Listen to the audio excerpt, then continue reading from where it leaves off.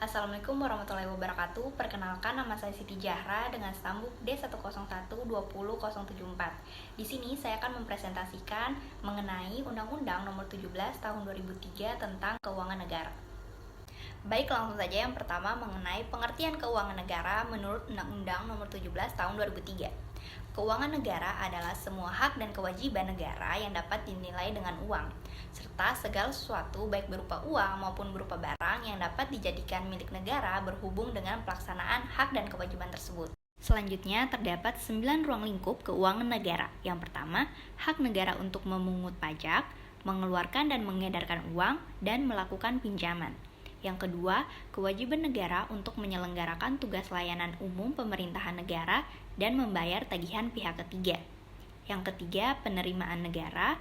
Yang keempat, pengeluaran negara. Yang kelima, penerimaan daerah. Yang keenam, pengeluaran daerah. Yang ketujuh, kekayaan negara atau kekayaan daerah yang dikelola sendiri atau oleh pihak lain berupa uang, surat berharga, piutang, barang, serta hak-hak lain yang dapat dinilai dengan uang, termaksud kekayaan yang dipisahkan pada perusahaan negara atau perusahaan daerah. Yang kedelapan, kekayaan pihak lain yang dikuasai oleh pemerintah dalam rangka penyelenggaraan tugas pemerintahan dan atau kepentingan umum.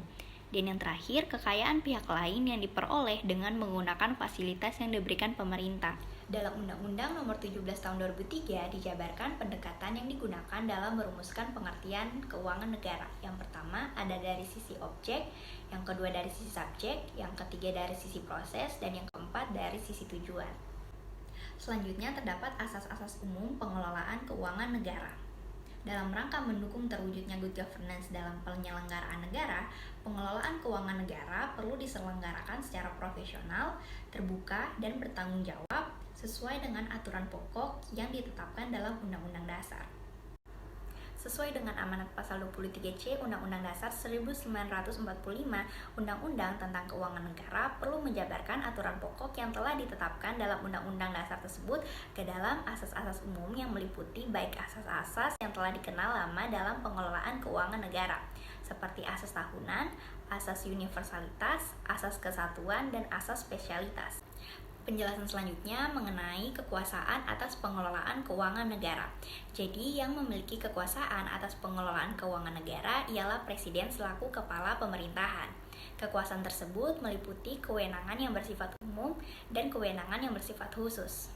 Untuk membantu Presiden dalam penyelenggaraan kekuasaan, sebagian dari kekuasaan tersebut dikuasakan kepada Menteri Keuangan selaku pengelola fiskal dan wakil pemerintah dalam kepemilikan kekayaan negara yang dipisahkan, serta kepada menteri atau pimpinan lembaga selaku pengguna anggaran atau pengguna barang, kementerian negara atau lembaga yang dipimpinnya.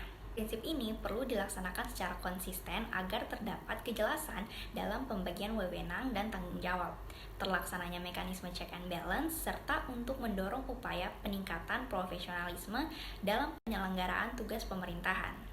Seperti yang kita ketahui, sebuah negara yang memiliki peraturan keuangan negara kebanyakan tidak lepas dari perbuatan melawan hukum. Salah satunya ialah korupsi. Korupsi sendiri merupakan salah satu perbuatan melawan hukum yang menyebabkan kerugian keuangan negara. Dan berikut salah satu contoh kasus korupsi yang menyebabkan kerugian keuangan negara. Kasus korupsi gedung IPDN yang merugikan keuangan negara kurang lebih sebesar 21 miliar. Wakil Ketua Komisi Pemberantasan Korupsi, yaitu Alexander Marwata, mengatakan tindak pidana korupsi dalam pembangunan gedung IPDN di Sulawesi Selatan dan di Sulawesi Utara merugikan keuangan negara kurang lebih sebesar 21 miliar. Tersangka dalam kasus korupsi ini ialah Dudi Jokom yang pada saat itu menjadi pejabat pembuat Komitmen Pusat Administrasi Keuangan dan Pengelolaan Aset Sekretariat Jenderal Kementerian Dalam Negeri, yang diduga menghubungi beberapa kontraktor memberitahukan akan ada proyek IPDN tersebut.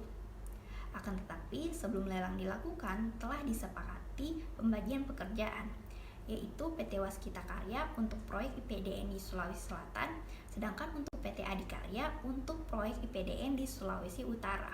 Lalu, pada bulan September tahun 2011, pemenang lelang telah ditetapkan. Dudi Jokom dan kontraktor pemenang tender menandatangani kontrak proyek. Selanjutnya, pada bulan Desember tahun 2011, Dudi Joko meminta pembuatan berita acara serah terima pekerjaan untuk proyek IPDN di Sulawesi Selatan dan di Sulawesi Utara, agar dana dapat dibayarkan padahal pekerjaan belum selesai. Oleh karena itu, Dudi Joko dinilai melakukan upaya memperkaya diri sendiri atau orang lain atau suatu korporasi yang dapat merugikan keuangan negara atau perekonomian negara atau dengan tujuan menguntungkan diri sendiri atau orang lain atau suatu korporasi, lalu menyalahgunakan kewenangan, kesempatan atau sarana yang ada padanya karena jabatan atau kedudukan yang dapat merugikan keuangan negara atau perekonomian negara. Atas perbuatan tersebut, Dudi Joko dijerat pasal 2 ayat 1 atau pasal Undang-Undang Nomor 31 Tahun 1999 sebagaimana telah diubah dengan Undang-Undang Nomor 20 Tahun 2001 tentang Pemberantasan Tindak Pidana Korupsi Junto pasal 55 ayat 1 KUHP. Baik, sekian penjelasan terkait Undang-Undang Nomor 17 Tahun 2003 tentang Keuangan Negara. Jika ada yang ingin ditanyakan, silakan dituliskan di kolom komentar. Terima kasih. Wassalamualaikum warahmatullahi wabarakatuh.